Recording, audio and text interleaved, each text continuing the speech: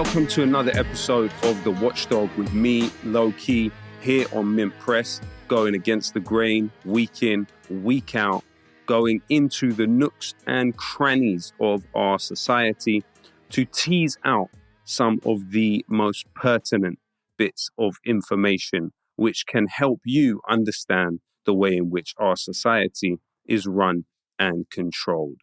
Now, this week we have a very special episode focusing specifically on the West African state of Niger. We are currently seeing the aftermath of a military coup in the country. While Niger is the world's 7th largest provider of uranium, it is also 7th on the world's most poor countries.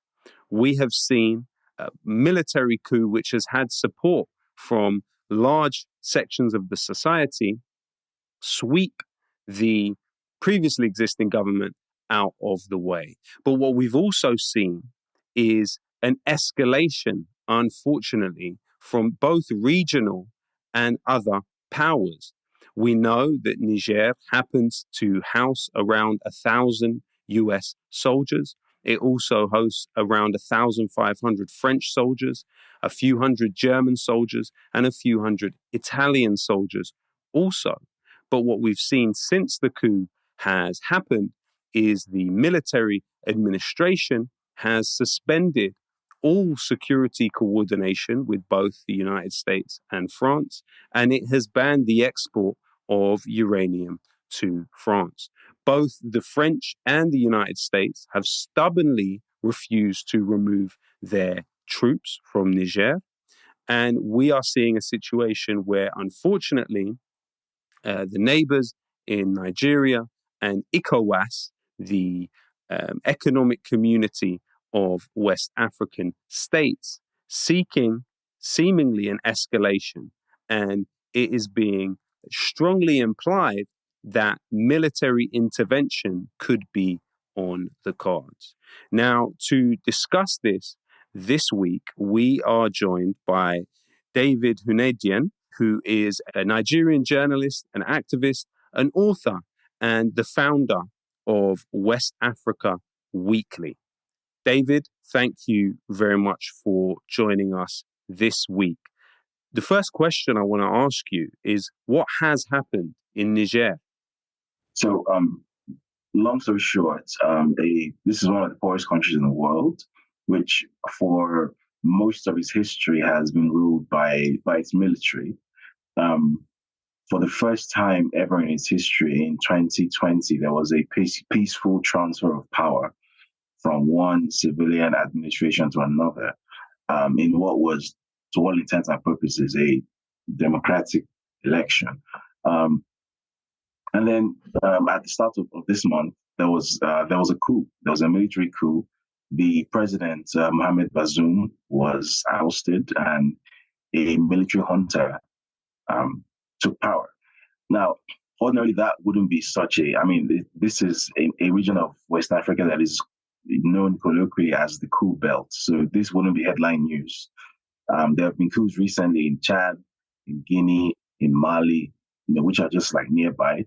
So this really wouldn't have been such a headline were it not for the fact that Niger happens to be strategically important to both France and the US. Now, Niger is one of the world's top suppliers of uranium. In fact, Niger supplies essentially 33% of France's total electricity consumption via its uranium. Niger also hosts a US Air Force drone base in Agadez in central Niger. Drone base is worth approximately $100 million. And more importantly, from an American point of view, it's considered to be central to US power projection, military power projection in the Sahel and West African region. And then almost as importantly, Niger is supposed to host part of the route of a proposed pipeline from Nigeria to Europe, a gas pipeline. And the purpose of that pipeline essentially is to wean Europe off energy dependency on Russia and essentially give Europe more leverage over its own energy consumption by sourcing for gas from Nigeria, which is obviously a significantly weaker trading partner than Russia. So based on these three factors, Nigeria is, through no real importance of the Nigerian economy to the global economy or the Nigerian people, objectively speaking, Nigeria has suddenly become like a global headline, right? And what, in my opinion, what has been lost in all of this is what exactly the Nigerian people actually think or actually feel about any of this. The overarching narrative has been that this is primarily a Russian thing. So this is Russia trying to counteract the US and the West by turning Niger potentially into a theater for a proxy war. That this coup has been provoked by the Russians as a way of stifling Europe's attempt to gain energy independence from Russia, and to weaken the US's military power projection ability in the Sahel and in West Africa, as well as to strategically weaken France by weakening the French hold on Niger's uranium. Because one of the very first decisions that was made when the coup regime came into office was all exports of uranium to France was suspended, and the US was also urged to evacuate their troops. I think about 1,100 troops that they have currently at the drone base from Niger. Both the US and France refused. The US said they would not evacuate, and the French, in my opinion, a bit ridiculously insisted that they would not basically let go of the uranium mines, which happen to be located in what is supposedly a sovereign independent country. And the French said, no, we don't recognize this government as a valid government. And the contracts we have are with the government which was democratically elected. That's the government we recognize.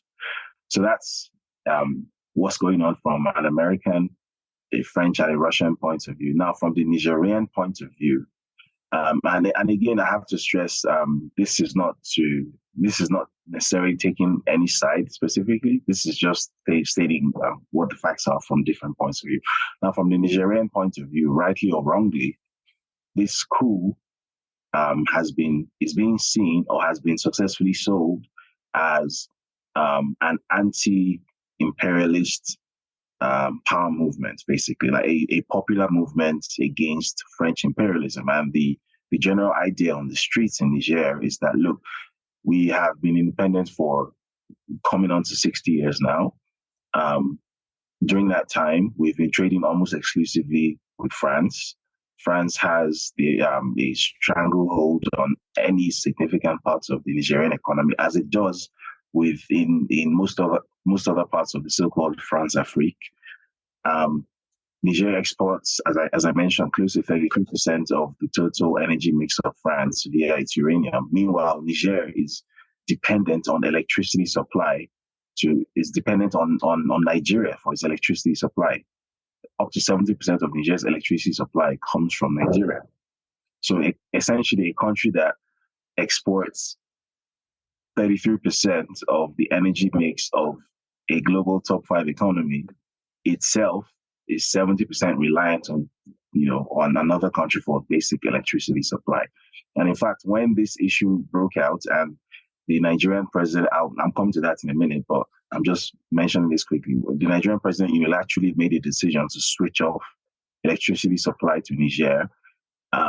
Even the Nigerian government house, right, the presidential palace in Niamey, was thrown into darkness. That's how dependent Niger is, and that's how poor Niger is. So from the point of view of the Nigerian people, this is a popular uprising against French imperialism and French domination of their economy. They believe that by breaking out of the stranglehold that the French have on Niger's diplomatic relations, on Niger's economy, on Niger's global trading outlook, that this will give them a future better than the sort of grinding poverty that they and their parents before them have been accustomed to. Now, from the point of view of the neighbors, the neighboring countries of Niger, there are roughly two camps. So on the one hand, you have countries like Mali, Burkina Faso, Guinea, and Chad, who have signaled in many different ways that they would wish to offer their support to the junta in Niger for very similar reasons. The people in those countries and the administration in charge of those countries also happen to believe that France Afrique essentially is a colonial pact which has maintained all of them in grinding poverty, and that if Africa wants to have a future, then it needs to break out of that stifling relationship which it currently has with France. That it's a one-sided relationship which benefits France and which does nothing for the countries which are part of this partnership. So those four countries that I mentioned have actually signaled that in the event of any sort of military expedition into Niger, that they would actually send troops to Niger to actually provide military assistance. And then on the other hand, you have countries like Nigeria, which is possibly, not possibly, Nigeria is by far the strongest single member of the so-called ECOWAS bloc. ECOWAS is an acronym that means the Economic Community of West African States. It's by far the biggest economy in ECOWAS. Is about $510 billion worth of GDP. Also the most populated country in ECOWAS, roughly about 210 million people. So Nigeria has adopted a position that under no circumstances is a coup in Niger acceptable, and that the administration of Mohamed Bazoum must be returned to power. And that is the baseline. That is the position that it considers to be the minimum acceptable position. That the military currently in charge of Niger must stand down and must relinquish power, and they must do so immediately. So that's kind of like the basic overview of what is happening. Thank you, David. Would you also be able to break down for us whether that position which you've laid out there as the position of the leadership of ECOWAS, could you just let us know if that position is actually uniform across the whole of ECOWAS?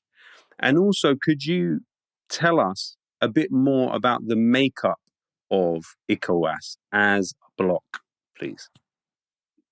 It's a bloc of 15 countries in West Africa. So the meaning of the acronym is Economic Community of West African States.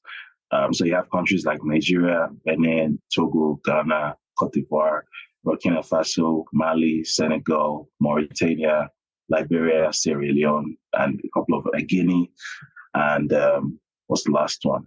Cape Verde, maybe. That's the one. Yeah. So Nigeria is by far the predominant power in ECOWAS.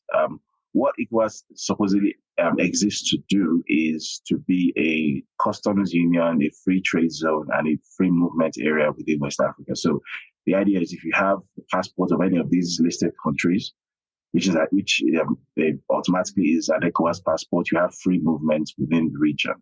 So on paper, you are free to live, trade, travel as you please within the ECOWAS region. Now, Nigeria is by far the predominant power within the ECOWAS region for obvious reasons. It's by far the biggest economy in ECOWAS. It's worth as much as 30% of the total economy of ECOWAS on its own. It has by far the largest population center in ECOWAS, 210 million people. It has the by far the biggest military in ECOWAS. So Nigerian military has, depending on who is doing the tabulation, has anything from 300,000 to 500,000 fighting men. It has the largest air force as well in ECOWAS. I think about 200 and something airframes, active airframes. So that puts Nigeria in a unique position of power within ECOWAS. So every single time there's ever been a military expedition that has been authorized by ECOWAS, it has essentially been the Nigerian military primarily supplying the bulk of the manpower and the equipment and the funding, with some contribution from like the Ghanaians and the Senegalese, the Ivorians.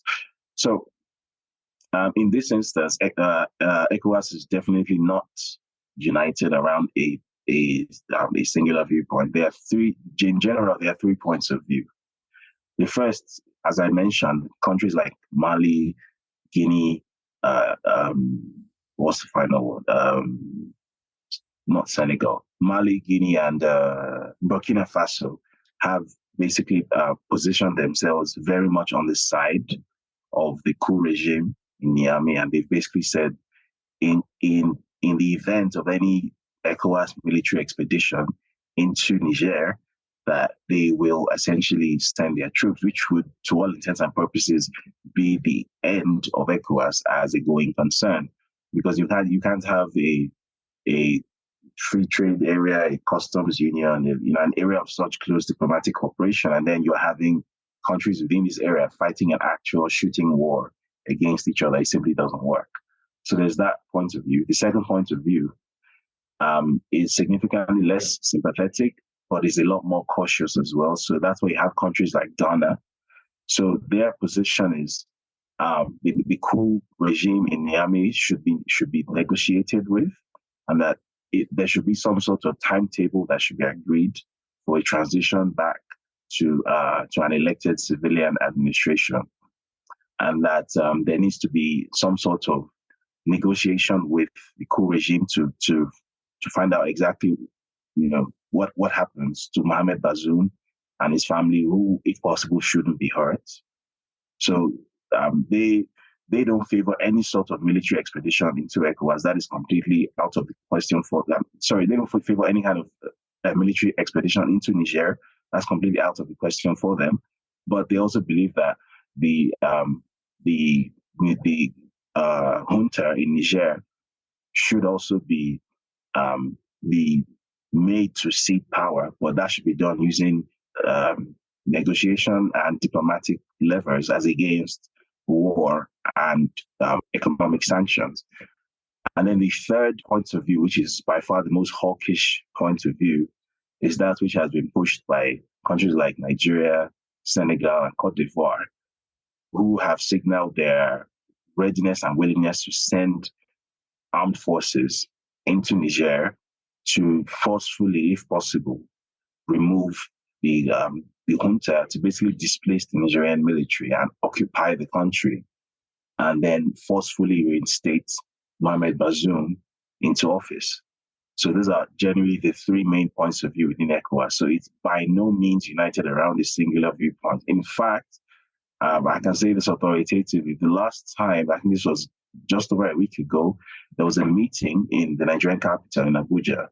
It was a meeting of the defense chiefs, the ministers of defense of all ECOWAS member states, and at that meeting, the Ghanaian defense chief actually threatened to walk out because the position that was being sort of forced through by Nigeria was a pro-war position. So they are definitely not in agreement around what to do with Niger.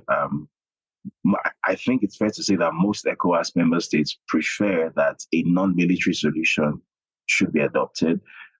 It's the countries you would expect to be in favor of a military solution are the countries which are obviously very much under French, I don't want to use the word control, but are very heavily dominated by their diplomatic relationship with France, such as Senegal and Cote d'Ivoire. Nigeria seems to be the odd one out because typically Nigeria has the linchpin of Nigeria's foreign policy is something called the Africa First Doctrine. At least that's what we're taught in school. However, we're in a very sort of unique, unprecedented set of circumstances now, where the current sitting Nigerian head of state, who came into power 4 months ago, is, for lack of a better term, acting as a diplomatic puppet and seems determined to drag Nigeria into a war which nobody wants. Nobody in Nigeria wants that war. Nobody in Niger wants it either.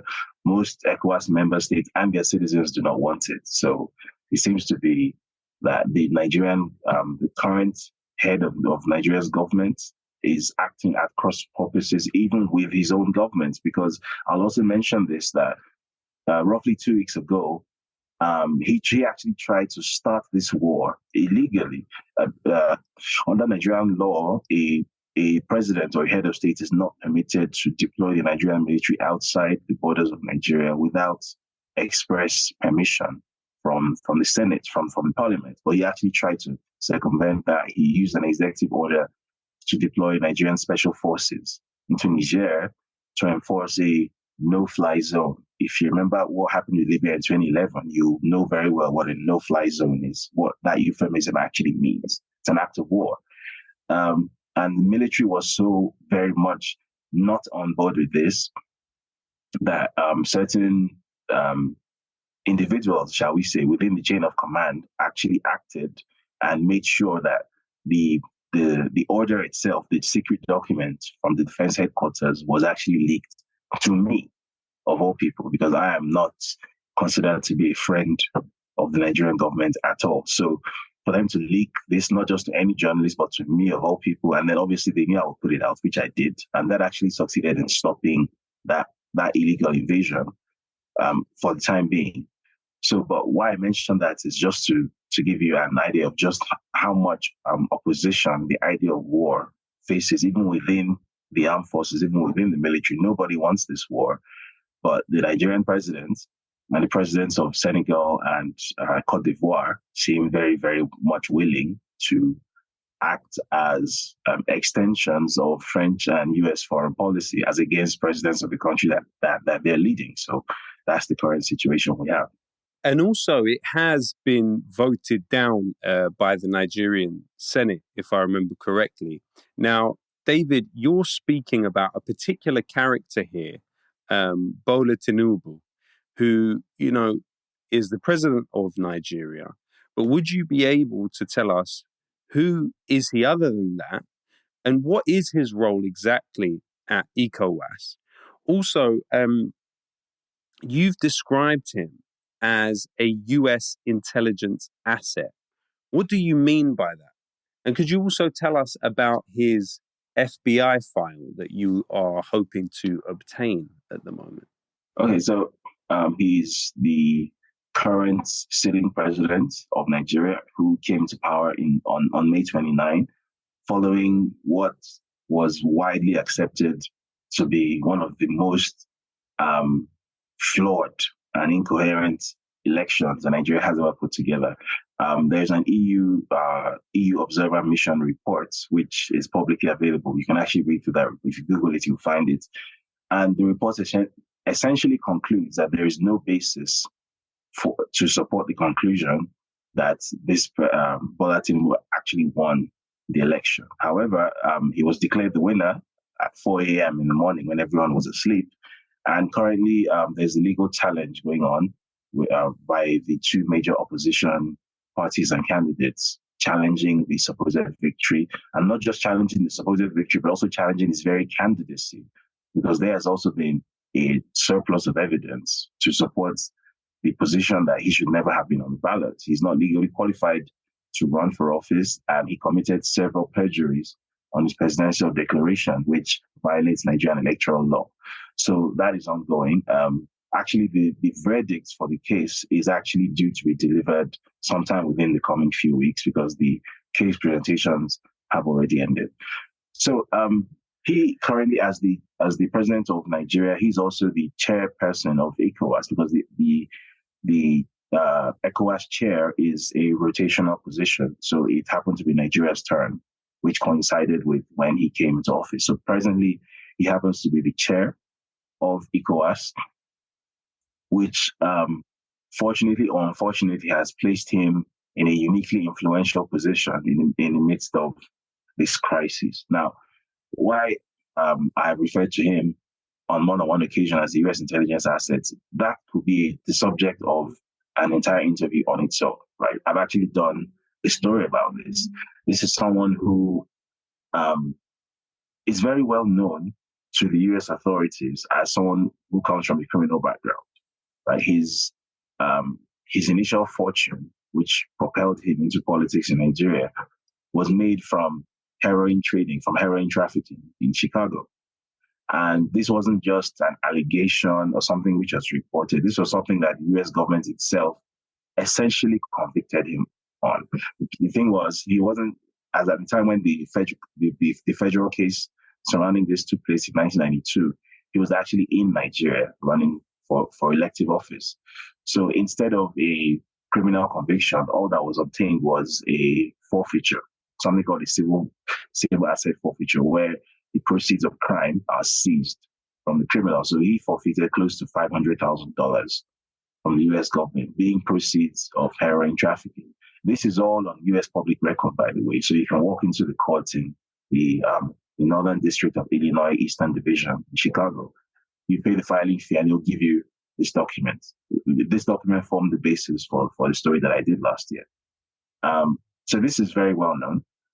And it just seems very convenient that someone with that kind of background, who then went into politics in Nigeria and is well known to the US authorities as someone with a criminal background in the US, was not only able to continue laundering his money in the US, because if you read that story, you could see the vast number and array of real estate transactions he was able to keep on making in the US, buying up properties worth millions of dollars in cash, no mortgage, right? Without any clear or defined source of income, which is supposed to raise every single money laundering and KYC red flag in the book. Somehow he was able to keep on doing it until as recently as last year. So that, first of all, there's no way the US was not aware of all of this. And secondly, and more importantly, during that time, between 1992 and present, he's very well known for having extremely close to the US Embassy in Nigeria. Now, when this was known colloquially, but when the WikiLeaks cables were released, this was when we had sort of concrete evidence of this. If you go to the WikiLeaks website and you literally just search his name, do that and just look through the cables, you'll see. So he's essentially a US informant, right? He's an intelligence asset. I wouldn't describe him as an agent, because an agent is a trained US intelligence operative working for maybe the NSA or the CIA. I don't think he's that, but he's definitely the US intelligence asset, right? And clearly, it would seem to be the case that, as is done, very regularly, not just by the US, but even by countries like France, Russia, the UK, when trying to project your power internationally by sort of influencing the electoral outcomes of other countries so that you can, have friendly people coming into power, one of the best ways of ensuring that you get your way is to support people whom you have some sort of leverage over. And to my eyes, this will seem like the perfect kind of leverage to have over someone who wants to be president of Africa's largest economy and the largest regional power in West Africa. If you know that you have this person's criminal records, under lock and key, because, by the way, I should also mention that the records that are publicly available are just like the tip of the iceberg. He has other criminal records which are basically sealed, which you don't have access to, right? So currently, I am in court right now, in at least two different instances, right? We sued actually it's more than two, because we sued the FBI, we sued the DEA, we sued the IRS, we sued the CIA, and we sued the US attorneys, essentially for refusing to grant access under the Freedom of Information framework to the records of this guy, right? And what we were told was, look, due to privacy concerns, we're not going to give you access to this information. However, I think it's common sense to state that invoking privacy concerns is redundant when the person concerns the president of a sovereign country. That's a public official. So you cannot invoke privacy concerns over the criminal history of a public official.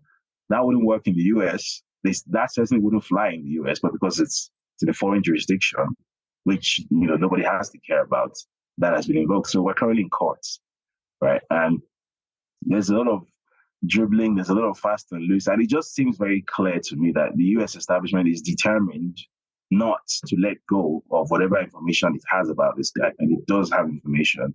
I know for a fact that there is an FBI file on him. Every US federal criminal has an FBI file on them. If you've been part of a federal criminal case in the US, you as a matter of fact do have an FBI file on you.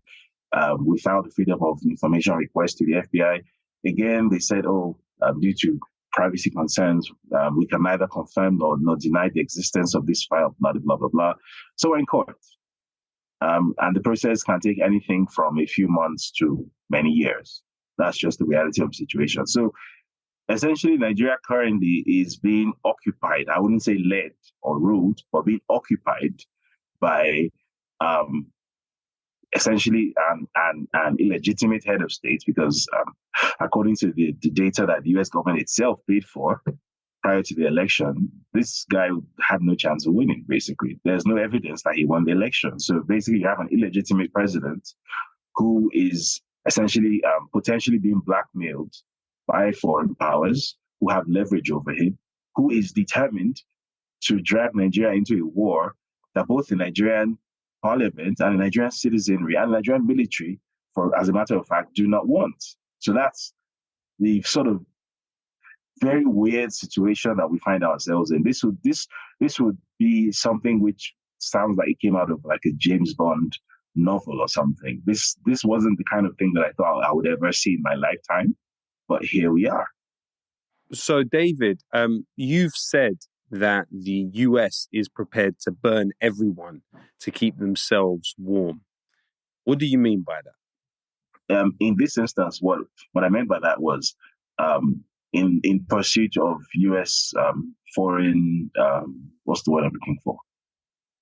Foreign policy objectives or foreign policy goals, everyone who gets hurt in the process is viewed as pretty much unimportant, collateral damage. So in this case, the foreign policy goal of the US is, first of all, maintain its power projection ability in the Sahel region by keeping hold of that drone base. And basically, it feels as if the only way to keep hold of that drone base and ensure that it can keep on using it is to ensure that a friendly regime is in place in Niger.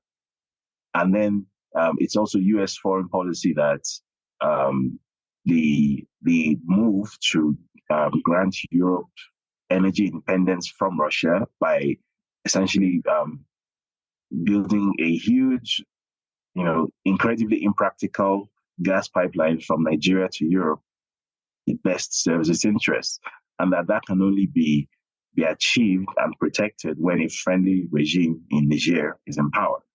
So essentially, at any and every cost, the regime of Mohamed Bazoum must be returned, even though the Nigerian people, by and large, have made it very clear there's a plethora of information available out there, public demonstrations, there's all sorts of things. The Nigerians have made it clear that, rightly or wrongly, I personally think that supporting a military coup doesn't really tend to end well based on the history of Africa. Just generally, I think they're making a mistake. But the fact is, that's democracy in a manner of speaking. The people of Niger are determined that whatever came before this coup regime was so abominable that they'd rather support a military junta than an unpopular government of Mohamed Bazoum that came before it. Well, who is anyone to sort of force the unwanted president back on them using military might, using military force? And the problem, why I said the US is going to set us on fire, is that this is not like Nigeria going to war with Ethiopia. There's no way to actually distinguish between who is Nigerian and who is Nigerian. Like the closest comparison that I can think of would be like the US going to war with Canada.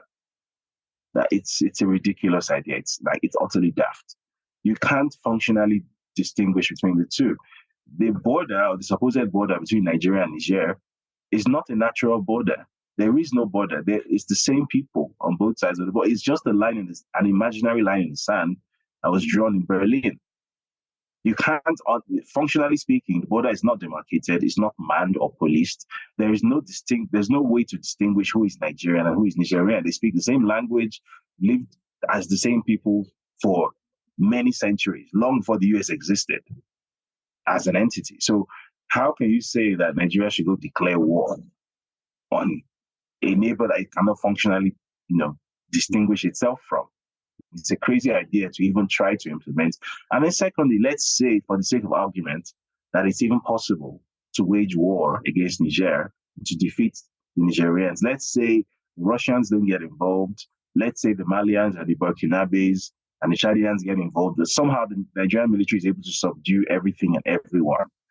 The under-equipped Nigerian military that cannot subdue Boko Haram within its own borders is going to somehow take on 3 or 4 countries and win. Let's say that happens for the sake of argument. Now, bear in mind that Niger is essentially the only buffer that Nigeria has from Libya. Libya is a total chaos zone. Ever since the invasion of 2011, Libya is essentially no man's land. And Libya was also one of the most heavily armed countries in the world. And all those arms stockpiles have fallen into all sorts of non-state hands since 2011 and keep on falling into non-state hands. Niger is the one buffer that Nigeria has between it and total chaos. As much as Nigeria has issues, as much as Nigeria has the problems that it has, Nigeria is still a relatively stable country. And it still has a relatively prosperous economy relative to the rest of Africa, right? If the Nigerian military is then forced to essentially play the role of the Nigerian military by manning the border with Libya, a function that it has not been able to accomplish within Nigeria, you're not going to deploy to a foreign country to do what it couldn't do at home. And then essentially you have the already overstretched Nigerian military trying to essentially act as the police of 2 countries. Bear in mind, Niger is geographically 1.25 times the size of Nigeria. On so many levels, this is going to end in an absolute disaster. And what's going to happen is we're going to import the chaos from Libya directly into Nigeria. We're going to start having suicide bombings in Lagos. You know, there's going to be absolute mayhem. And as usual, when that happens, what's the US going to do? They're going to wash their hands of it. That's what they always do. It's not going to be there. That's what they did in Libya. They washed their hands of it. They said, well, tough luck. And they moved on. David, can you just break down for us what is Nigeria's exact position on AFRICOM? As I said, officially, the linchpin of Nigeria's foreign policy doctrine is this thing called the Africa First policy, which came into being in the 1970s. On paper, Nigeria is opposed, first of all, to any sort of foreign military deployment within its borders, on paper. At different times, the US and the British militaries have made requests to the Nigerian government to site bases or do things like that. And each time they've been knocked back. They've been turned down. The Nigerian diplomatic community, intelligence community, and armed forces are, generally speaking, very strongly opposed to any sort of foreign military deployment within Nigeria's borders or even within Nigeria's neighborhood, because the classic way of thinking within these spaces is that Nigeria should dominate its own immediate sphere of influence, right? So the dominant military force within the West African sub-region should be Nigeria. That's the thinking of the establishment, which I think makes some sense. However, with the entry of someone like Bola Tinubu into the presidency in Nigeria, I think it's fair to say that, if that doesn't change, if his status as president persists, every possibility is open. All doors are opened because clearly he doesn't really answer to Nigeria. There's no evidence that Nigeria made him its president, so he answers to the people who recognize him, right? So he answers to Joe Biden, he answers to Kamala Harris, he answers to Anthony Blinken. He doesn't answer to us. So there is every possibility that despite Nigeria's sort of reflexive and antagonism to AFRICOM and to any sort of US military deployment within Nigeria's sphere of influence, it could happen.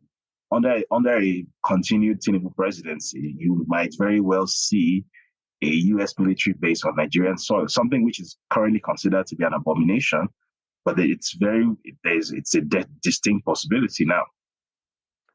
Also, David, we've seen recently in Mali the forced exit of 2,500 French soldiers. You also saw in Burkina Faso at the beginning of the year, French soldiers forced to leave the country.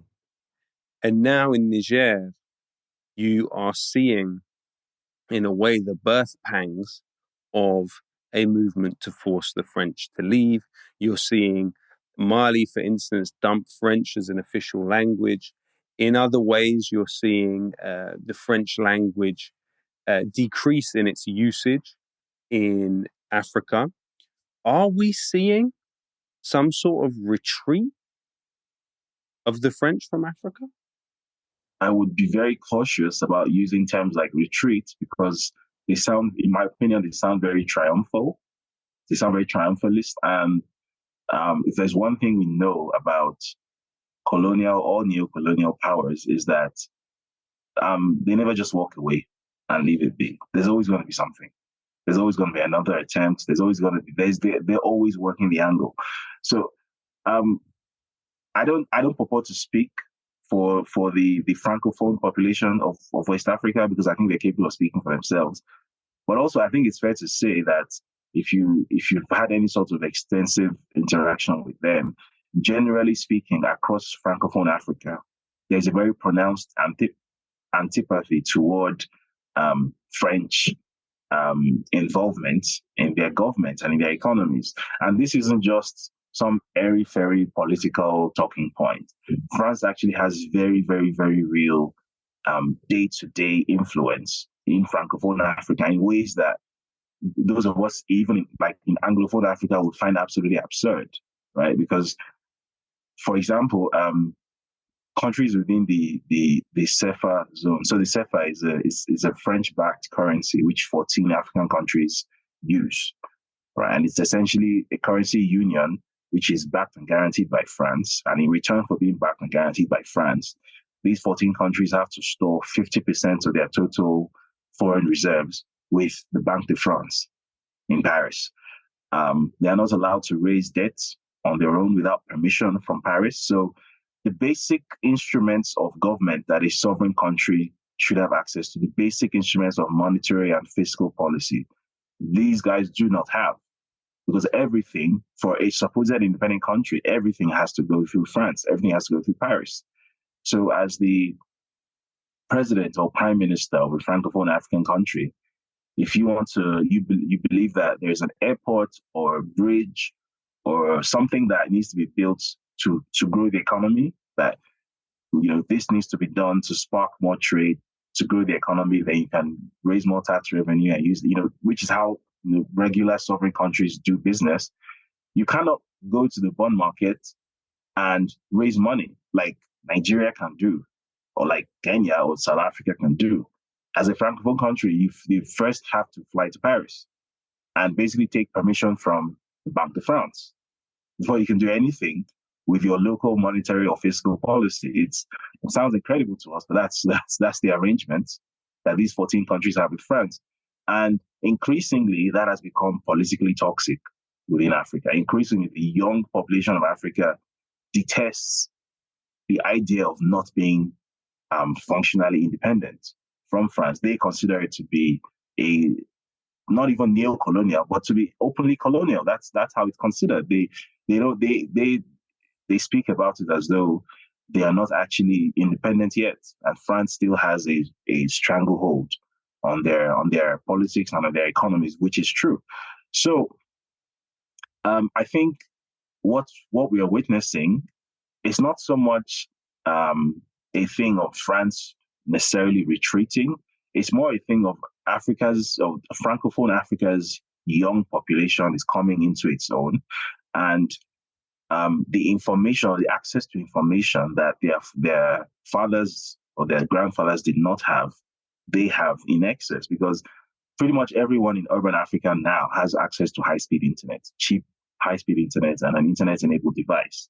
That, in my opinion, is one of the most, or probably the most impactful thing that has ever happened on the continent of Africa, outside of in recent centuries, outside of political independence itself. Just the fact that these young populations now are able to actually find out the reason why they are poor, right? There is actually an explanation for it, that the reason why, for example, Nigeria is able to do certain things and generate a limited amount of prosperity for itself, whereas Cote d'Ivoire might not be able to, is because Nigeria has the ability to act as a sovereign country in certain ways that Cote d'Ivoire simply does not have. And these young people are able to read this information, link it to their immediate environments, and then they're able to connect with each other and form these informal groups, which essentially grow into political movements. That's how political movements are formed. So across Francophone Africa, they might not recognize it as such, but there is actually a growing political movement for economic and political independence from France. That's what we're witnessing, which is why when this coup took place in Niger, it was so easy for the coup junta to sell it to the Nigerian population as an anti-colonial, anti-French people's revolution, as against a military power grab, which, I mean, I personally still think it is. But from the point of view of the people of Niger, anything that promises to kick France out is better than the status quo, which is why anyone thinking that you're going to roll into Niamey and then you're going to restore Mohamed Bazoum and the status quo is going to be, it's going to go back to how it was and everything's going to be fine, that person's having a laugh. It's just not going to happen. This is not about the Nigerian military. It's the Nigerian people themselves who, the reason that the coup could even take place, it's often said that if a coup lasts longer than 24 hours, that it has been successful. And it's also said that a coup cannot take place without popular support. The reason the coup was able to take place in the first place was because the people themselves were willing to take that gamble, that anything is better than this pro-French, this French puppet administration we have in Niamey. So it's never going to be the same again. And it will keep on happening. Now, why I said that I'll be careful to use the term retreat is that I think the French are also aware of this. And I think there are other tools in the arsenal that they will deploy inevitably. I think one of the things we'll start to see is increased levels of separatist violence across West Africa. I think we'll start to see that, which is not to say that the French are going to, go around funding and arming separatist groups or jihadists or Islamists. That's not what I'm saying. However, I am saying that based on historical precedent, right, it's not hard to see that every time there is such a political movement within Francophone Africa, that somehow tends to be the outcome. All of a sudden, people start dying. And eventually what then tends to happen after a number of years is that when everyone simply gets weary of the continued violence, the economy isn't getting better, people are still poor, the promises that were made as a result of independence from France haven't come to be, then, you go back to what was comfortable and familiar. You invite the French back, which has happened before, by the way.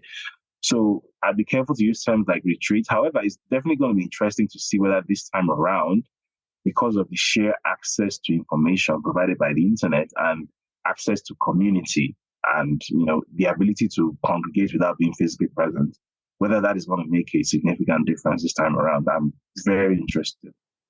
Thank you so much, David. It's been great to have you today on The Watchdog, and we hope that you will be able to come back again soon to discuss what is happening in West Africa. Now, to close off the show, I think it's important that we delve into some of the recent investigations that I and others have undertook. Now, particularly, I wanted to hone in on the campaign against the rock star Roger Waters. Now, many will be aware that he had Israel lobbyists like Christian Wakeford in British Parliament attempting to cancel his massively popular and well-attended shows in England. But also, what few noticed is that when he was performing his iconic anti-fascist sequence from the Pink Floyd album The Wall on stage in London, there was a particular member of the audience who attempted to pull out an Israeli flag. Now, we'll show that video now.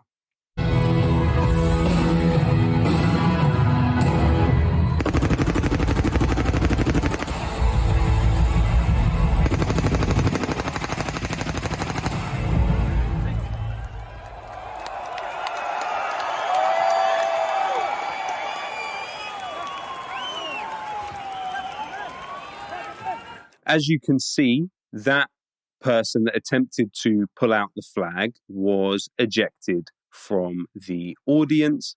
What's also less known is that an individual had a Palestinian flag also taken off them when they were attempting to enter the arena that night.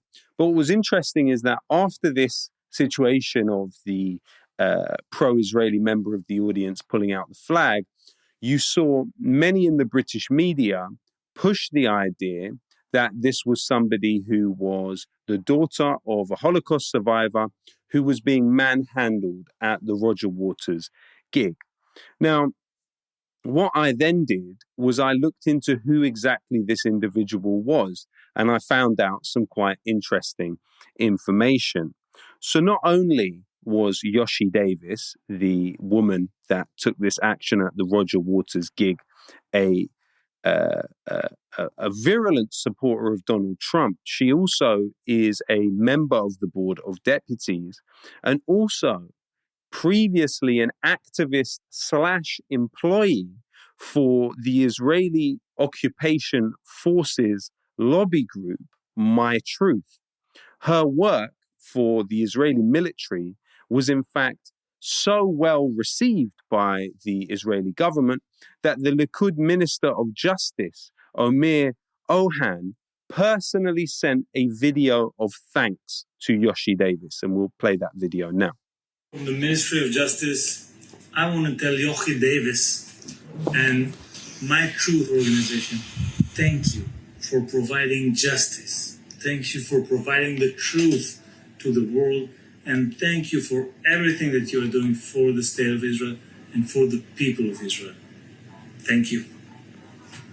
So here you see somebody that was presented by the British media as a flawless, innocent victim of security thuggery at a Roger Waters show was actually a propagandist for the Israeli military who received personal thanks from the Israeli Minister of Justice at the time.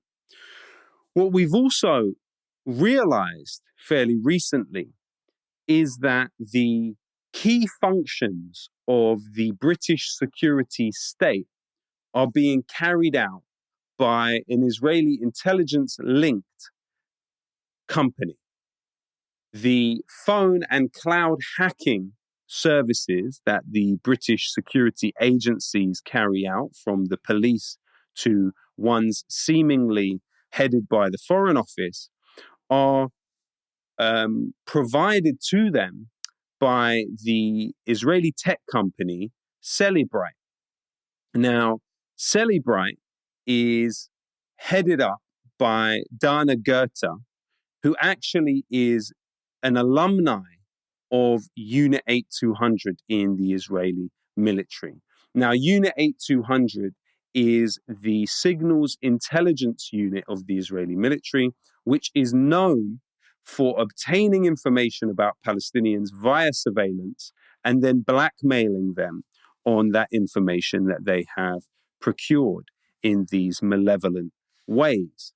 Now, it's important also to know that Cellebrite, this company that carries out these services for the British security state, is across the company full of former Israeli military and intelligence personnel. What we also know is that Cellebrite is owned by Israeli Growth Partners. Now, Israeli Growth Partners is headed by Haim Shani. Haim Shani is the chairman of the UK Israel Tech Hub, which we've spoken about on this show previously. Now, the UK Israel Tech Hub is based in the British Embassy in Israel, and it is staffed by former Israeli military and intelligence personnel and headed by Haim Shani, who himself was a director general at the Israeli Finance Ministry. Now, what we have to remember is that this organization is funded by the British government, and the UK Israel Tech Hub works specifically to procure British contracts for Israeli companies. Now, Haim Shani is so popular with the British establishment that he was actually awarded an OBE by the late Queen Elizabeth. Now, Moshe Lichman, the other leader of Israel Growth Partners, began his career as a program manager at Israel's largest arms firm, Elbit Systems. So the point here is that you have Celebrite, an organization that is essentially been founded almost as an extension of Israeli intelligence, working on key functions of British intelligence services for police services across the country. We also know that Nice Systems, a company that was previously headed up by Haim Shani, also has contracts with British police across the country. And Nice Systems, again, was founded by alumni of Unit 8200. It also seemingly has contracts in Ireland, despite the Irish government having a professed pro-Palestine position. It seems that the recorders that they use in their police stations have been provided by Nice Systems. And bear in mind that Alan Shatter, when he was Justice Minister of Ireland, brought this information to light. And he's an individual who has gone on to essentially become an Israel lobbyist. We also know that Nice Systems had a rollout of their technology in Glasgow, and they use facial recognition on CCTV and match it up to people's social media output. And so Nice Systems were rolled out in Glasgow City Council, and we do not know whether, again, the Scottish political class has a fairly good reputation for standing with Palestine. They recently blocked the anti-BDS legislation, which is being applied here. And of course, the most worrying aspect of this whole story is that Celebrite claims to remotely control all of its devices, which would imply that Celebrite have access to information procured through their devices by the British security services.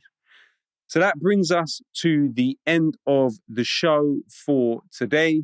Thank you for joining us. I hope that you can support us with our fundraiser for Mint Press.